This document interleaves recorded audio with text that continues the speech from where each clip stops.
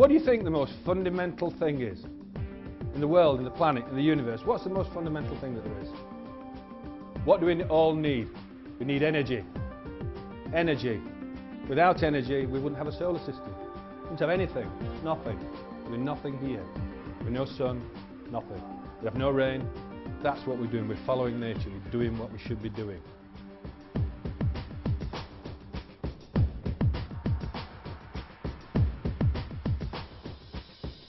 This is a factory. We want to get away from the waste industry image. This is a clean factory.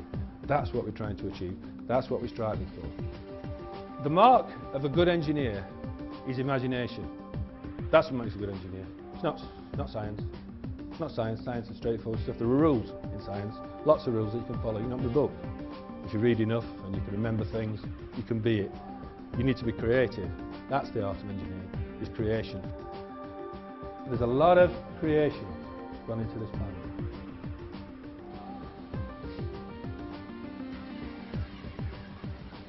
Hello, my name's Tom Wilson, Chief Engineer and Designer of the Wilson System, and we're about to take you a short journey where we'll describe each of the various components that make up the Wilson System.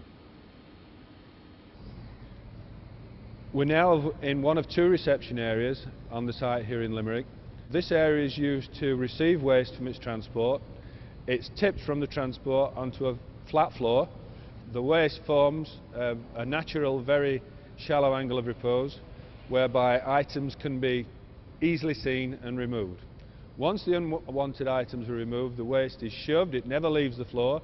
A series of elevators carry the waste up to a second series of elevators, and the central control system having made a decision on which autoclave that the waste is going to be transported into. We'll now move on to the next stage of the process. We've just been in the reception area where we've seen waste loaded onto the conveyor system. The waste is delivered to this area, and this area is the autoclave area. There are two autoclaves. Each of the autoclaves rotates, and each autoclave is charged with steam and in a controlled environment.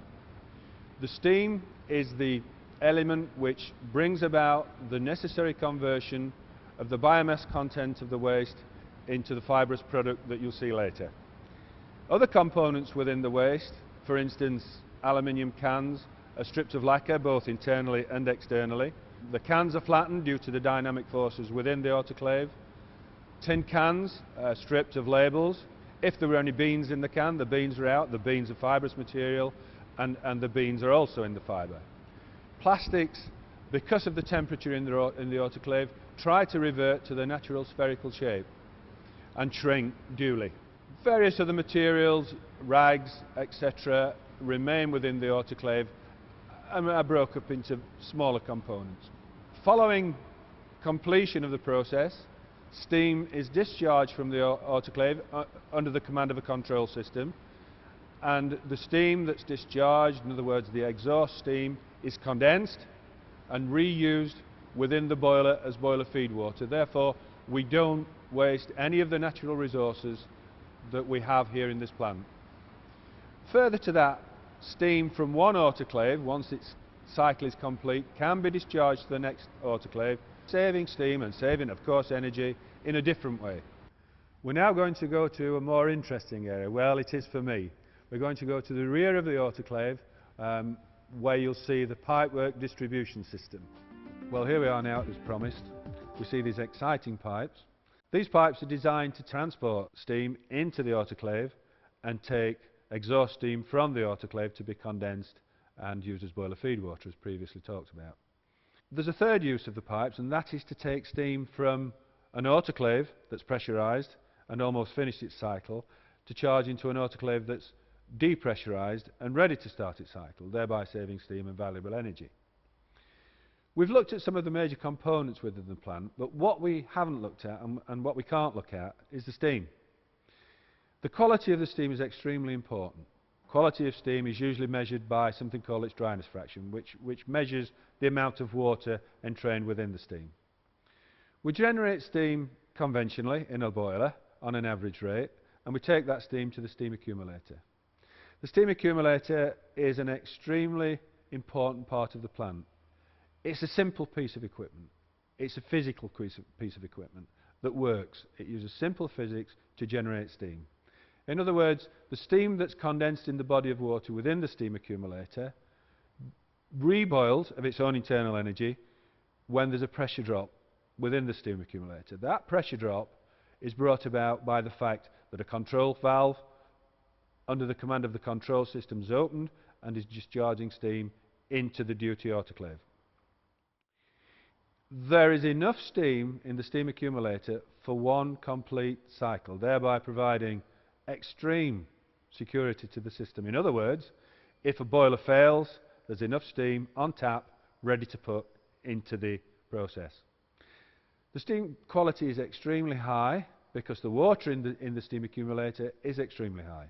Remember, it's condensate. It's pure water from which steam is being generated. When steam discharges from an autoclave, it also carries non-condensable gases. And because they're non-condensable, sometimes, in some processes, these gases are emitted to atmosphere, and it's that smells. Within this system, we contain that non-condensable gas within a sealed system.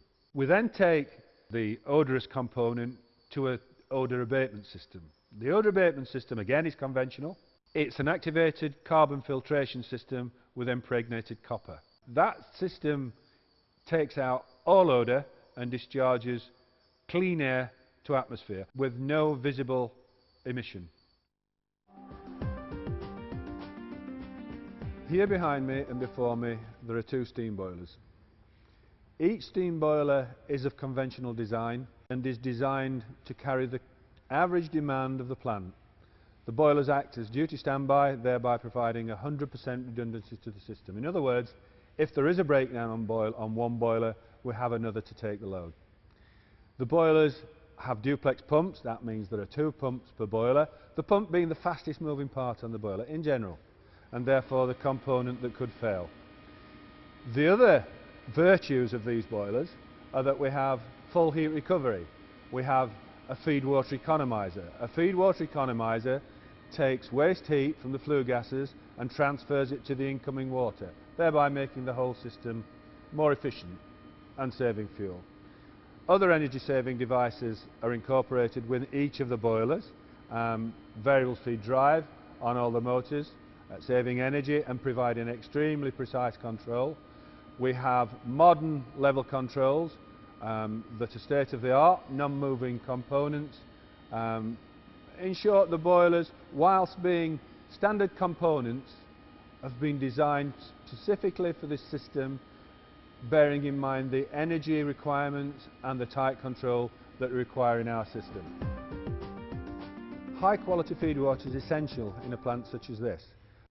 The quality of the water determines the performance of the boiler. The higher the contaminant condition of the boiler, the more water you need to take from the boiler.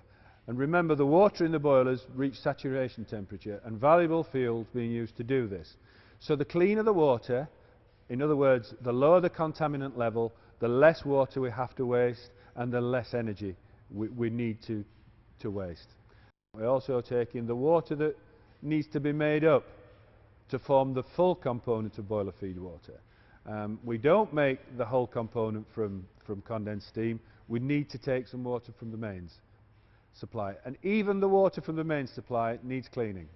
We take that water through a softening process, and then it follows the same route as the previously condensed steam and is cleaned to the same level, and thereby reducing contaminant level to virtually zero.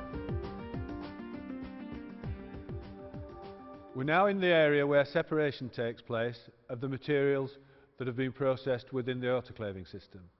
Here we have magnets that take out ferrous metals.